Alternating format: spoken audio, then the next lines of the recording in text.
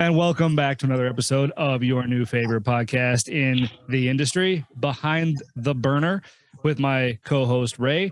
Before we get started today, for those of you who have seen my post online about our late technician, Mr. Caleb Gilstrap, 28 years old, was in a terrible accident and leaves behind a wife and two kids, young kids, 7 and 4.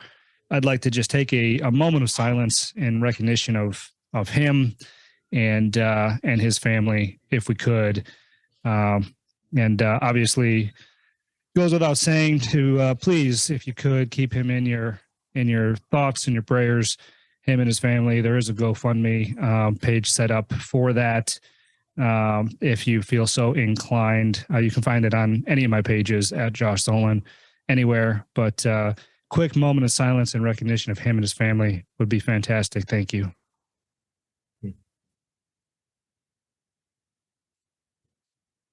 And thank you very much. I really appreciate it. And another fallen comrade in the industry, and his work and his dedication doesn't go unnoticed. So that being said, thank you and welcome back.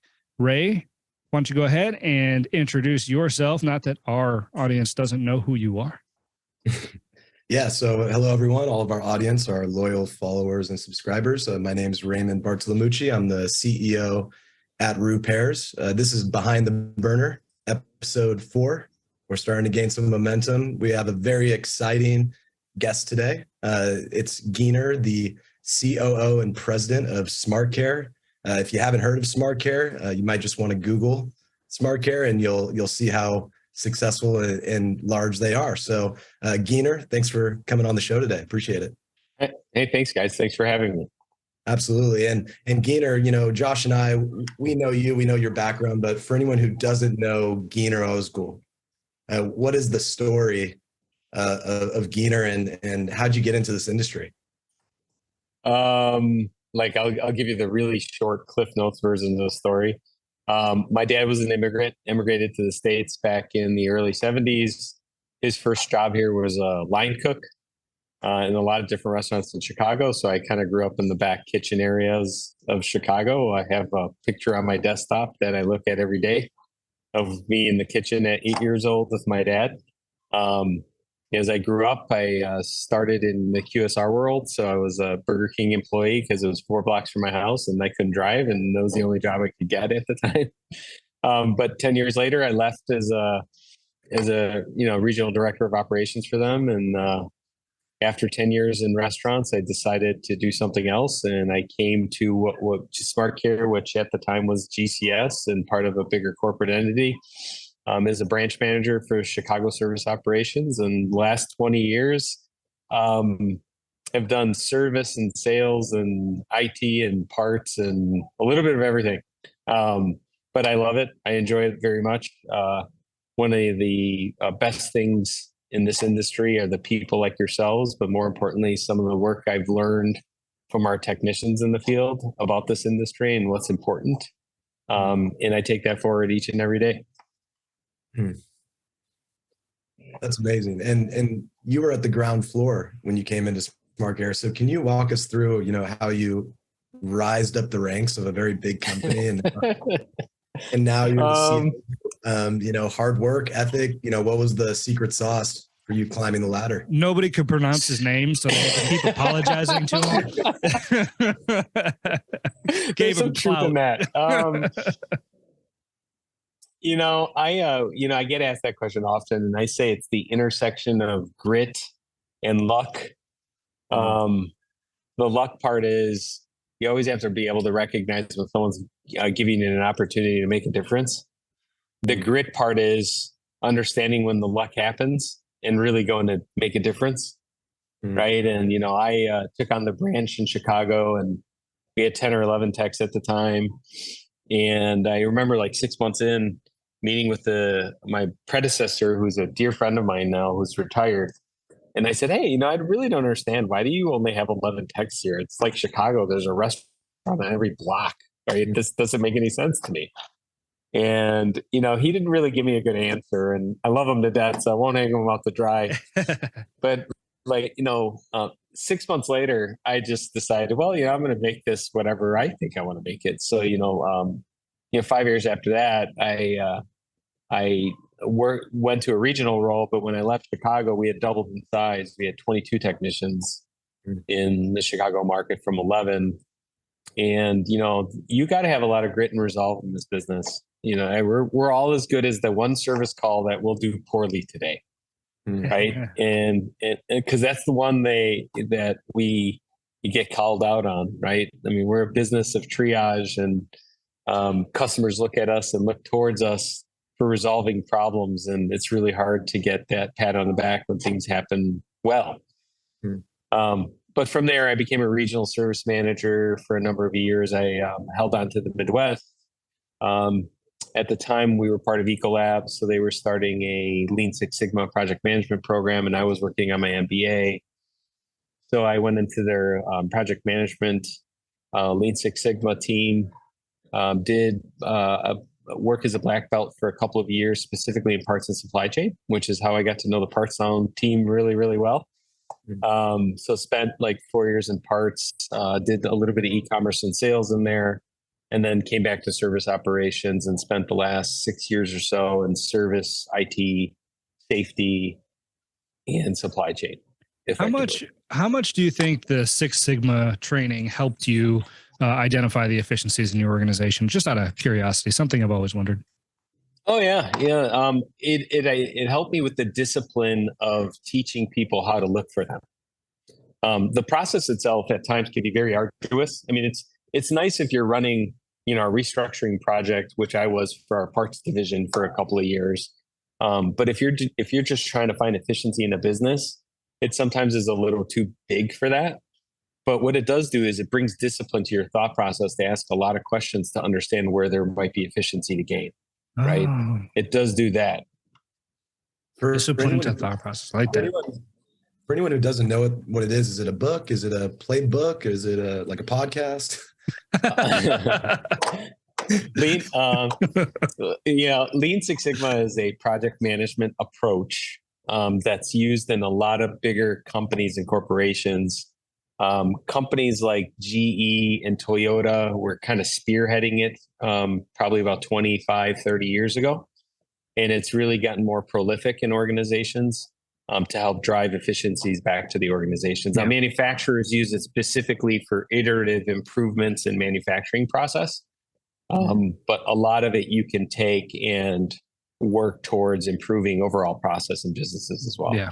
And there's different levels to it, similar to like self-defense or karate, or if you're familiar with any of that, it goes by belts, right? You've got the black belt, you've got, I don't know all the different colors, but I think there's like a blue and a green, stuff like that. That's right.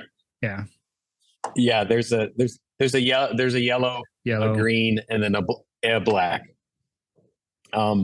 Your yellow belts are typically folks that do things like Kaizens and kind of smaller projects. Your green belts have done some projects and are working towards a black belt typically. And then your black belts have done multiple projects successfully, right? So you can only earn it if you do those projects successfully. Now, one thing about the whole thing is a corporation has to sponsor it in order to be certified to have black belts. So I lost mine. I don't mind it, by the way, not at all. Well, I didn't mean to take us down a different path there. I was just, totally I've always fine. been curious about that kind of stuff. So then what next? You went through, you did these efficiency modifications and stuff like that in the parts department. Where'd you go from there? Came back to service. I was asked to rejoin service back in 2016. And really at the time, Ecolab was thinking about, selling this business because strategically we didn't do anything with chemicals and we were in a global business. So we didn't fit all their other businesses, so as they were thinking about selling the business, I got brought back in to run service, and I've run service ever since. Since then, once we sold the business, we had to stand up an IT department. So I took on technology in the business in addition to service. Safety, just because, as you guys know, the most important thing is we get our technicians home every night. It's something I stand behind. We have improved that, sixfold in 6 years. It's just something I'm very passionate about. Supply chain I held on to is just natural for me because a lot of the improvements and processes we had built are still in the business today. And then most recently working with the commercial sales team in terms of selling new business. Very cool. And did you have a goal? I see you you're gearing up over there, Ray. I'll let you ask that question in a second. Hey, but I am curious. You could talk about grit, the intersection of grit and luck. Did you anticipate where you are today? Is this something that you saw a long time ago and you said, I'm going to gun for that, I'm going to go for that, or is this something you just, and I'm genuinely curious, or is it something that you just kept moving and kept moving and kept moving and here you are? Yeah, like aspirationally as a naive young manager, the idea of being a CEO at some point in the future was always very interesting to me. Right. But I didn't really know how to get there. Right. You don't know. And you think that, the path there has to do with knowing people. And so I just, to myself at one point, I just said, look, I'm going to make it for myself. And, let's see where this thing takes me. So at each and every role, I fought really hard to make myself as successful as possible in each of those roles. Right. So I guess you could say, I kind of fought my way here. But, someone gave me the opportunity to go run parts when it was a mess. Right. And, I think that was the luck. And the grit was 4 years of hard work to turn around a supply chain that was losing several millions of dollars. Right. Yeah. And then taking on a service business that back in 2016, when we were still part of Ecolab, was, 300 technicians, and now we're at 1,200. So, just thinking about, the giving me the opportunity when we were a 300 technician business and really building towards the success of being a 1,200 technician business. So that's actually a really good transition here. So 300 to 1,200 technicians. A lot of the people listening to this show are, small business, mom and pops, commercial kitchen repair companies. They're looking to grow, but as you all know, the technician market, there's not as many technicians in the market as we'd like. So at SmartCare, what are some of the strategies that you've implemented to grow your technician base and grow your team? A couple of things we've done. One is what I'll say, that local piece. The small companies have, I would say, one leg up on us, and we're working on it, which is that really nice local relationship with the technicians. It's really important. And I can't stress enough to those smaller owners to keep that piece of your culture going. As a matter of fact, add to it. The little barbecues and the breakfasts and the cups of coffee are invaluable to keep creating culture and keeping technicians. So, I'll start with, that's something we're working to build, and all of my individual service leaders are working on kind of plans at the local level to build some of that culture with our techs as well.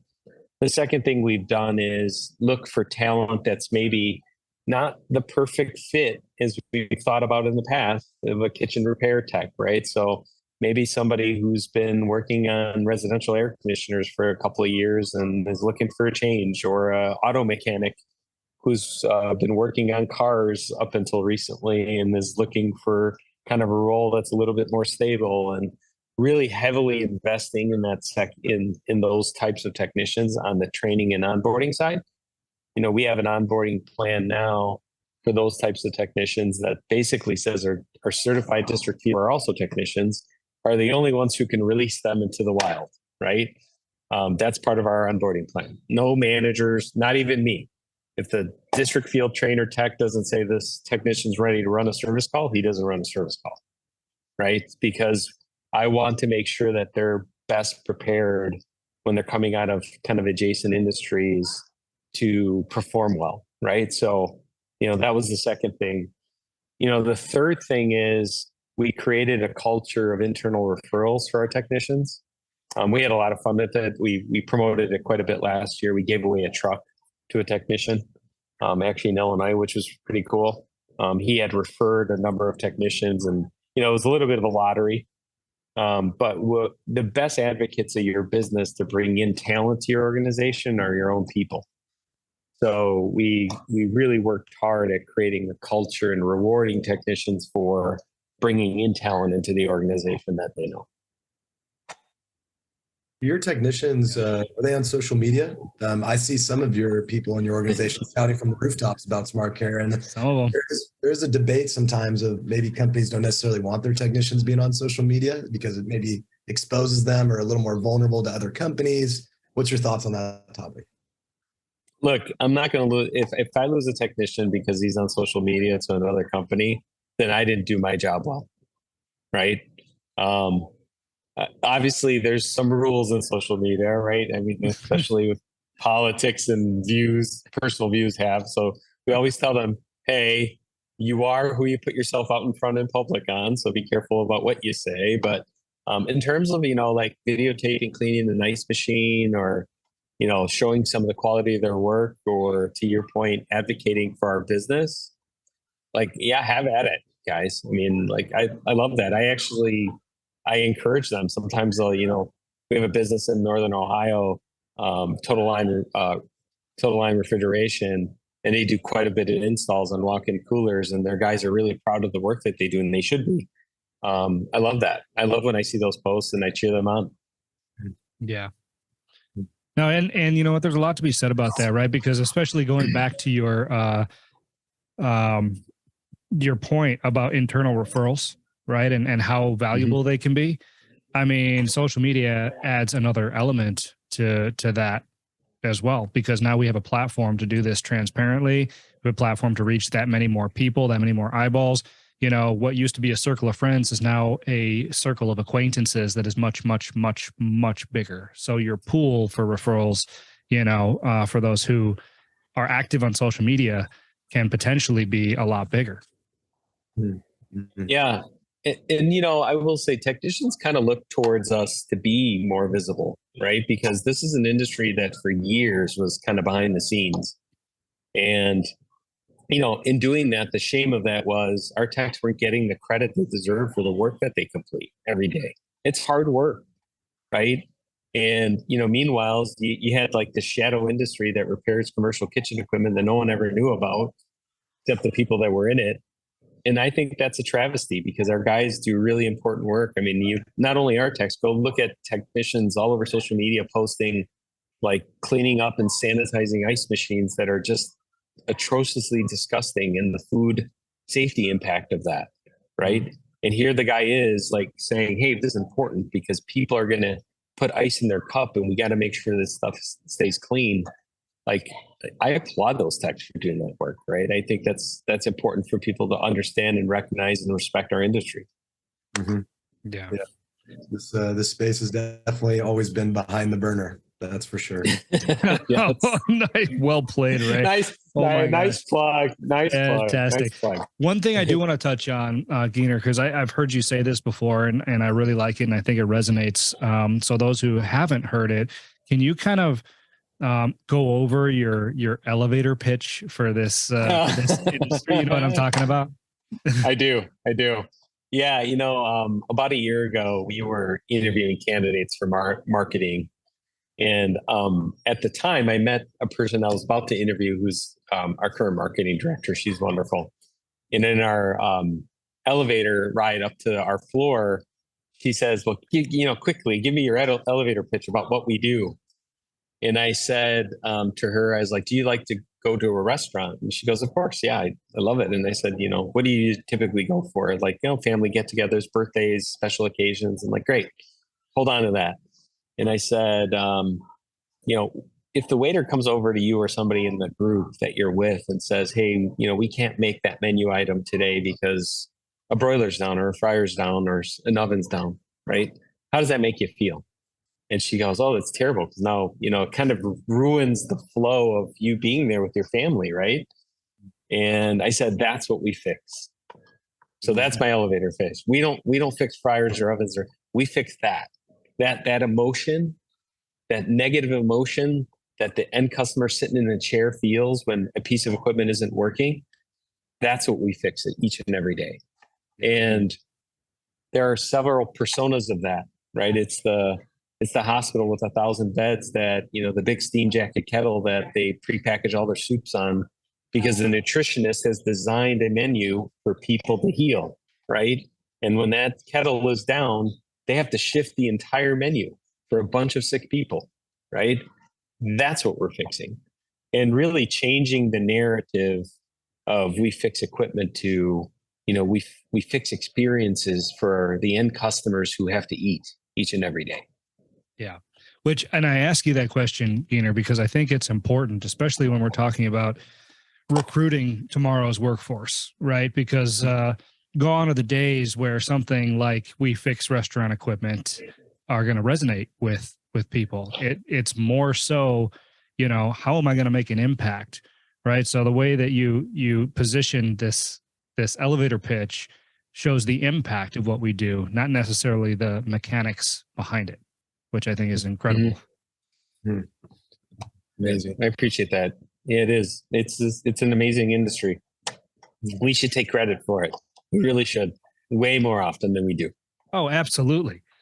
Absolutely. I think that there's a lot to be said there too. I mean, us in the industry. I just did and I'm sorry I missed you in Palm Springs, by the way, Geener. I heard you weren't feeling well. I'm very sorry. I'm glad to see you're feeling better.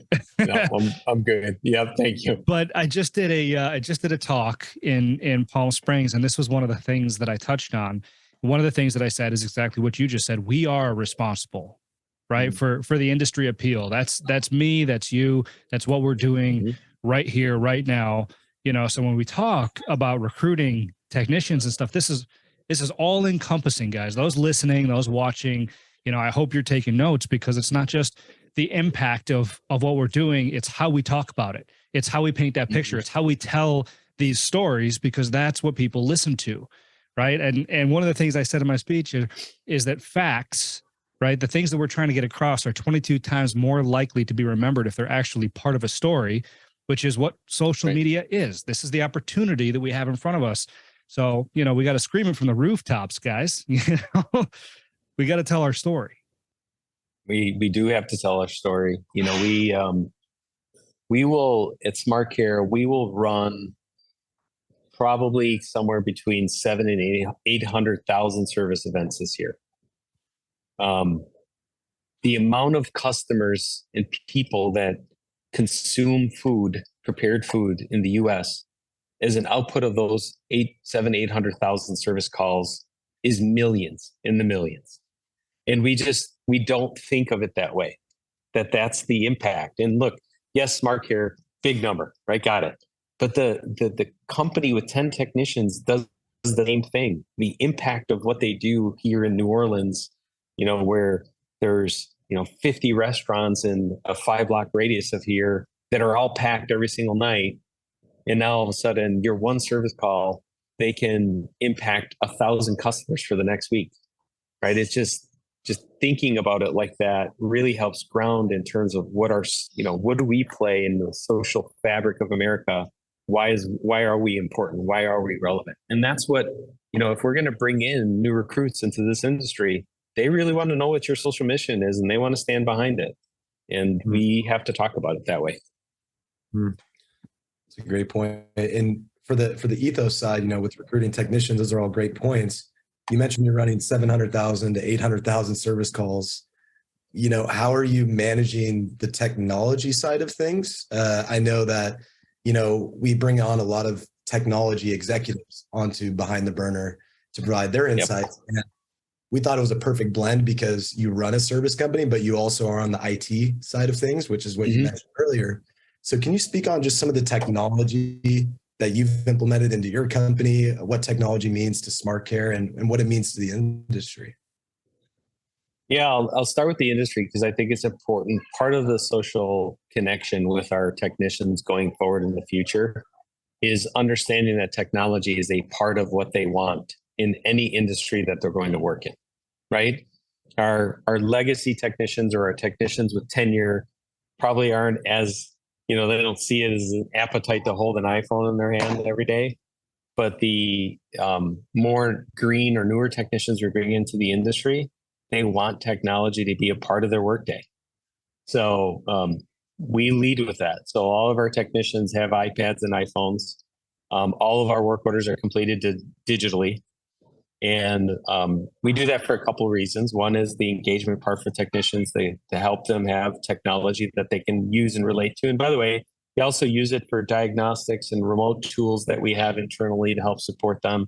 But more importantly, it drives work order consistency for the customer, right? So the work order looks the same. They have to follow the same steps as every other tech that goes in to do the repairs. And the customer gets used to some level of consistency in terms of the service execution. What I'd say from a technology stack standpoint, which is what you asked, I mean, the idea of having a good work order management ERP system, a good ERP system for parts tracking, because that's cash for all the small or large business owners. That's cash. And third, a dispatch software that helps you drive efficiencies for technicians is really, really important. You know, the names, you know, obviously, Ray's on this call, and I know him really well. He's developing a super cool product here. So that's not a plug for Repairs because we're not on Repairs, but I'll tell you, I've seen it and it's really cool. But something like that has to exist in your operations today. Just customers are expecting it, and we're leading up to so much more. Whether that be robotics or IoT, there's a debate about where all that goes in the next 5-ish years, but it's going somewhere.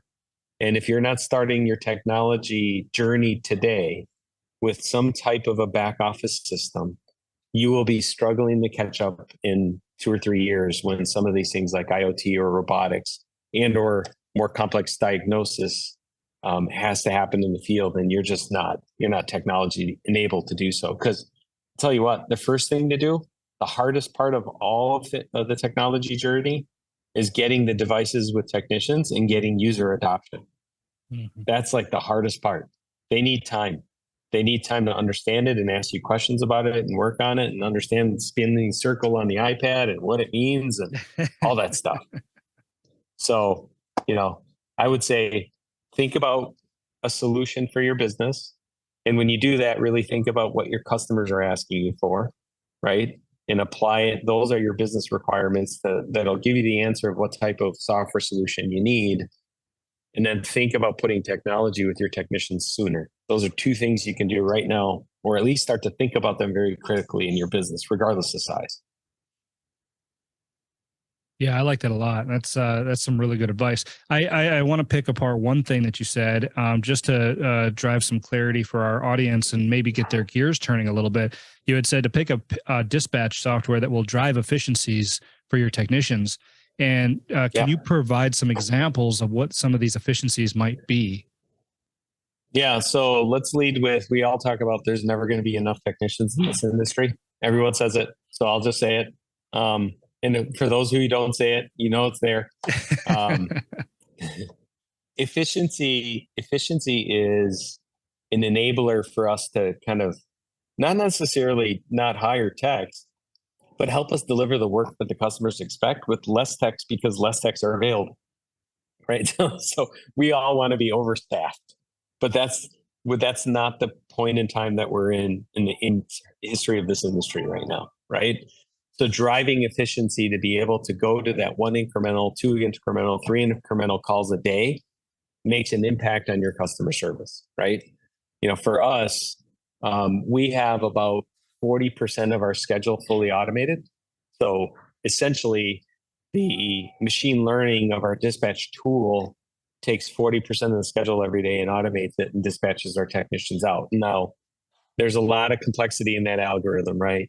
Right parts, right competency, SLA requirements, drive time, all that goes into it. So I'm not going to try to pick apart the algorithm there. But, you know, part of that helps us drive that efficiency back. Now, some techs might not see that efficiency because they'll say, hey, wait a second, you're driving me 30 miles across town. How is that more efficient? Well, if you're the only guy that's available and the other guys are all tied up, that's more efficient than the customer waiting 3 hours for somebody else to come, right? And it's just, that's the efficiency. Now you got to be careful because we are a triage business and we get a lot of emergencies every day. So the efficiency will cap out. But you really have to think about the efficiency in terms of helping you offset some of the labor challenges we have right now.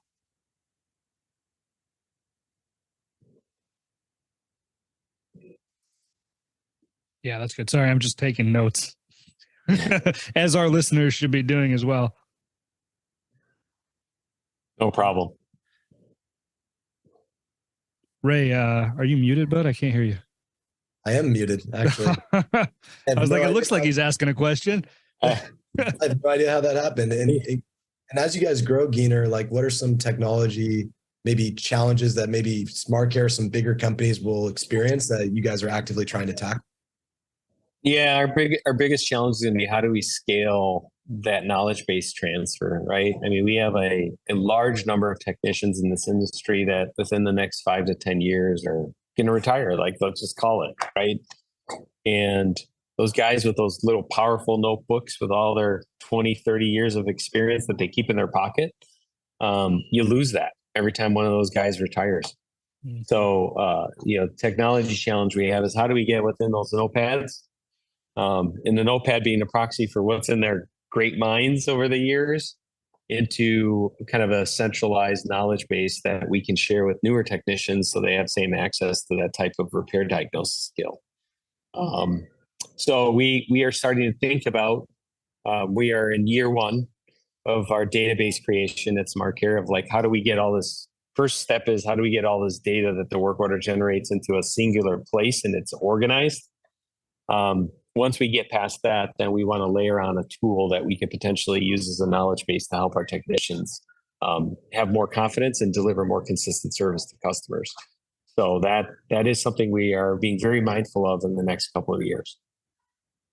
That's great. And it's really awesome to see a company like yours take those tangible steps because, you had mentioned, the rate at which people are leaving the industry. I think you even mentioned the 5-to-1 ratio, right? For every 5 people that leave the industry, 1 person comes in. And I think it's fair to know for people out there that it's estimated that in the next 10 years, there's going to be about 1/3 of the workforce left in our industry, and so how can we leverage the workforce that was here to the workforce that is here, which is exactly what you're talking about. And there's tools available today that are allowing us to be able to do that, albeit very, very new tools, right? Yeah, absolutely. And what I'd say is, the other part of that is at some point we have to address what I don't want to call it nuisance calls, even though our dispatchers would call them nuisance calls. The technician goes all the way out to a service call and finds out the breaker's off. And, we send a customer a bill for $250. And, look, we get paid for it, right? So to be clear, all of us get paid for those. But when we're talking about efficiency pickups in the constrained workforce, the last thing you want to do is dispatch a highly skilled technician to go plug in a gas hose, right? Especially when you need them on a walk-in freezer that's down across town. So I do think the second part of that, and we're not far enough along so I can speak to this, is how do we help customers with the real self-help diagnosis over time so that we become more of a surgeon in what we do as opposed to a generalist.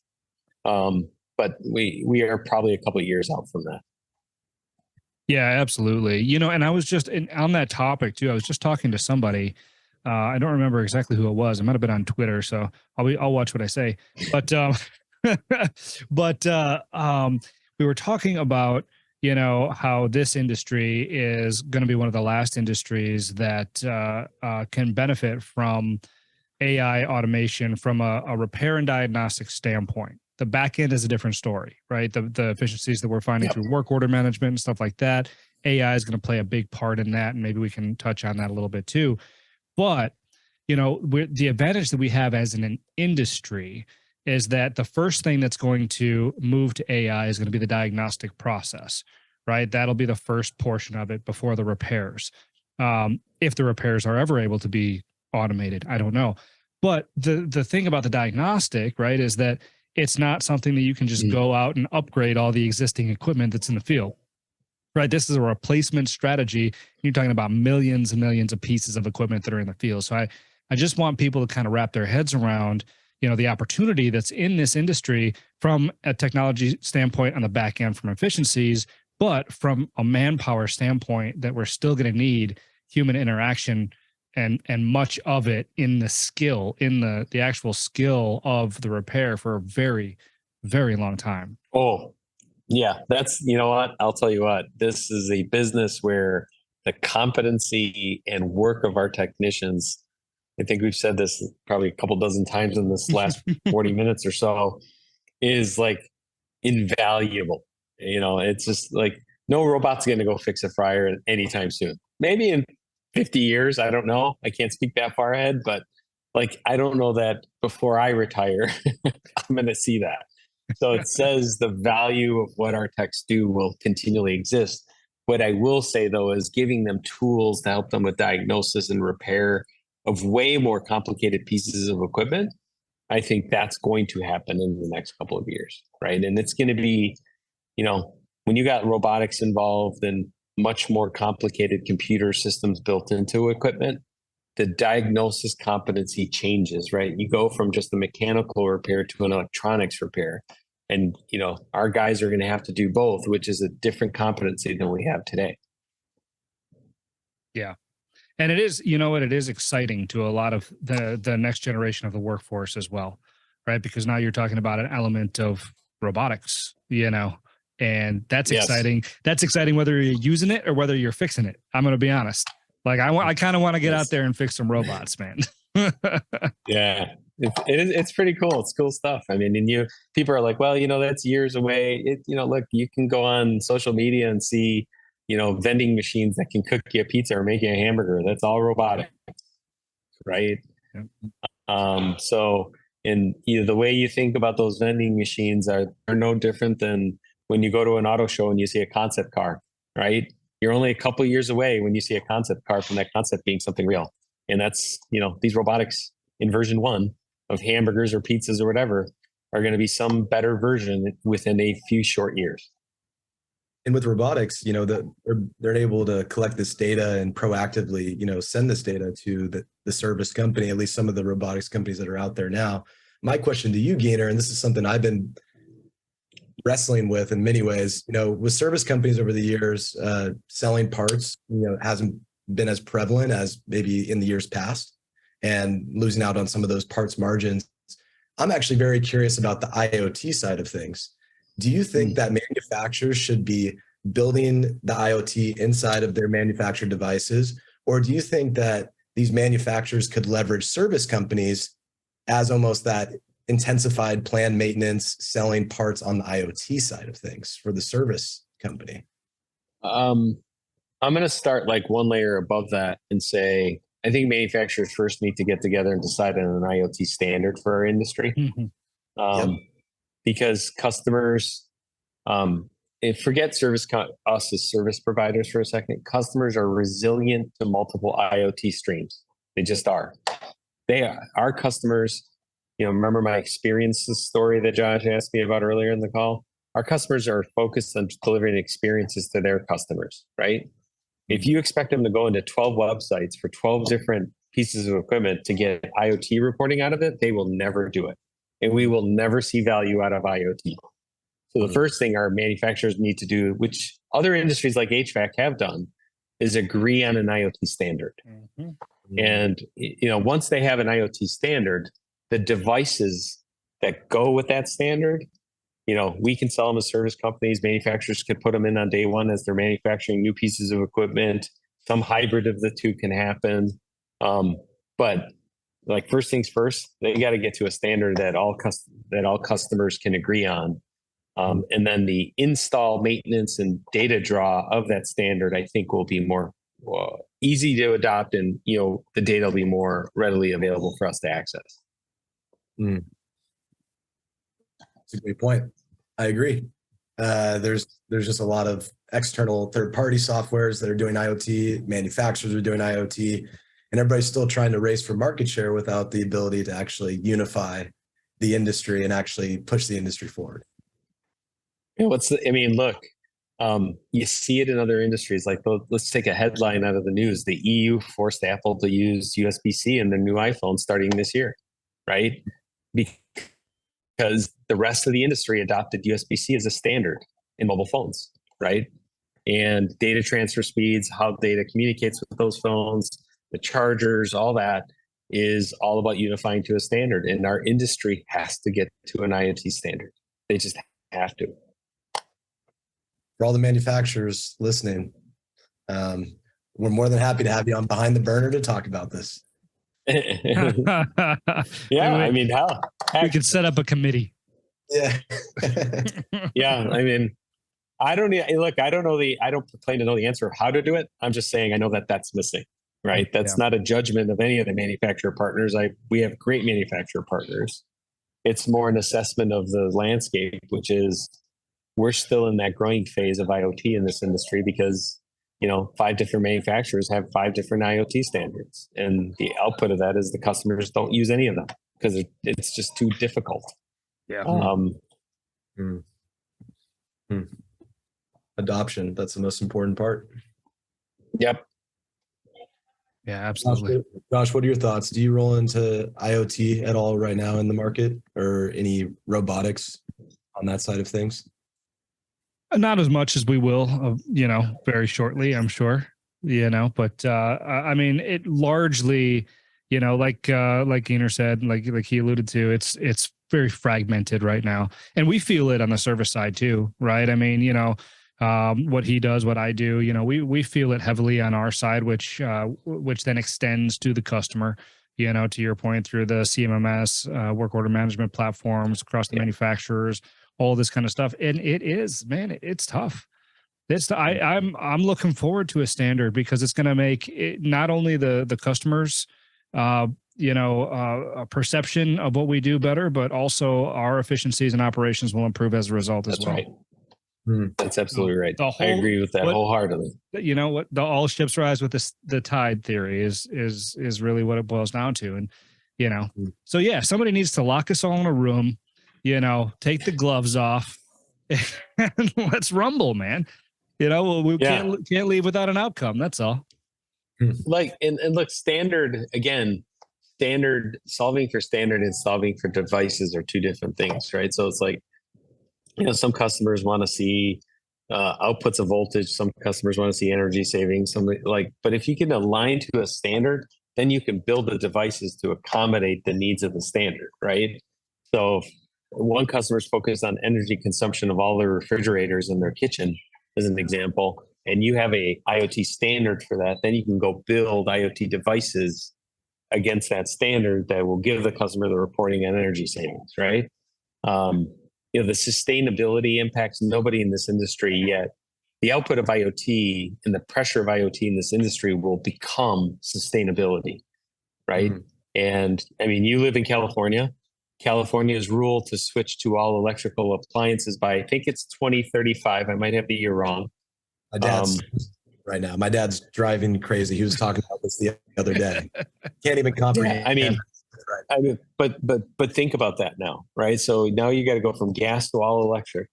Yep. If you had an IoT standard and wanted to understand the sustainability impact of that switch, if you're a restaurant operator and you want to understand if you got utility savings out of it or don't, or understand if it gets as hot as your old gas one did, like if you had an IoT standard, you can answer all those questions pretty quickly in this transition that's being forced in one part of the country, right? But because IoT is an enablement for things like that. So look, great. We're switching in California from gas to electric. And by the way, I think it's the right thing to do. What's the sustainability impact of doing that? Like, what's it going to do for the environment? How are we even going to measure that when we have an industry that doesn't even have an IoT standard, right? To say, holy crap, we're going to save, this many tons of bad gas in the air because the electric is X to Y. We can't even put that narrative together. I was talking to somebody about sustainability in our business, and it's a narrative I can't put together yet because we just don't have access to the data to be able to put it together. Because I'll tell you, other industries, a high rise, they measure sustainability impact, right? They're held accountable for it.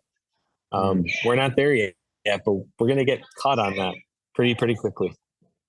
It's a great point because if you don't measure the sustainability, you're almost putting the cart before the horse in many ways. Yeah, that's right. we know it's good for the environment, but is it? Who knows? Like what's the data say? I mean, just show me the data says, so if I'm an operator, that makes me feel better. Like, hey, this is really making a difference by me switching. Right.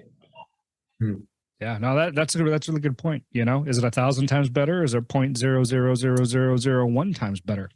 I don't know. Yeah. Right. Makes sense. All right. Well, before I have, we're running at the top of the hour here, pretty close. But before I ask Geener for any parting words of wisdom, Ray, was there any other questions that you had? I was just going to ask one more question. What is, we asked this to Matt from EcoTrack in the last episode. You've seen both sides of the industry. You've seen the restaurant side. You've seen the service side. What was the biggest thing you learned on the restaurant side of things? And what's the biggest thing you've learned on the service side? On the restaurant side of things, the biggest thing I learned in restaurants, it's really hard to keep good people. The turnover, we talk about turnover in our industry, but the turnover in restaurants is over 100%. Just giving you guys perspective, like a great QSR has turnover of 70%. Like that's a great one. Most of them are well over 100%. Some of them are like 150%. I didn't realize or recognize that until I was in the industry deep enough to know that, that churn is really painful for those operators. And how that parlays into our business, obviously, is like, they don't have time to fudge around with fixing their fryers when they got 150% turnover. They got to train people on how to make burgers, right? In our industry, the biggest, my biggest epiphany in this industry, I'll stick with what I said earlier in this call, is how undervalued it was. It was pretty remarkable to me, probably 7-8 years in, that there was a sense of complacency in this industry. Like, we fix stuff in the kitchen and we move on and we go to the next customer and fix stuff in the kitchen. It's like, man, do you know how much impact that is? Like, if you think about the impact of what we do and how important it is, the magnitude is just enormous. So that's why I do things like this when Josh asked me or you guys ask me. I think it's important that people understand that, what we do is super important. Yeah, that's awesome. That's a really great stopping point. I think that's really impactful and something that people need to really internalize if they're in this industry and live. So that being said, Geener, any other parting words of wisdom before we say goodbye today? I'm always available. I'm on social media. Feel free to contact me. I try to return all my calls as much as possible. I'll lead with that. The second thing I would say is, kind of ending with where Josh started with the moment of silence. I think it's really important that we understand the safety impact of what we do each and every day. And please make sure that you value that and you train your people safety. Because getting a technician home safely each and every day is way more important than anything else we do, because they're people first and they have families and we have an onus to them to make sure they get home safe. So we didn't talk about that, but I want to close on that because it's really important. No, I appreciate it. I'm glad you did. Yeah, agreed. I'm awesome. good. That was a great episode. Thanks, Geener, for hopping on. It was a pleasure. And thanks for your support. Thanks for your knowledge. And I'm sure a lot of people watching this episode are writing notes down and they're going to be putting it into their business. So thanks for all your... Hey, thanks for having me. And, I always like talking to you guys. See, it just feels so natural. We could have scripted that better. I appreciate it. I'm really humbled to be invited to these things always. And you guys are great. And Josh, that I just think the world of you and what you've done with your business out there, and the quality of the brand that you've built. I think it's like powerful, and you guys are doing some really cool technology stuff. Don't let go. Trying not to. I'm sure it's challenging at times, but I'll tell you, keep going with it because you have something special there. You do. I appreciate that, Geener. Thank you very much.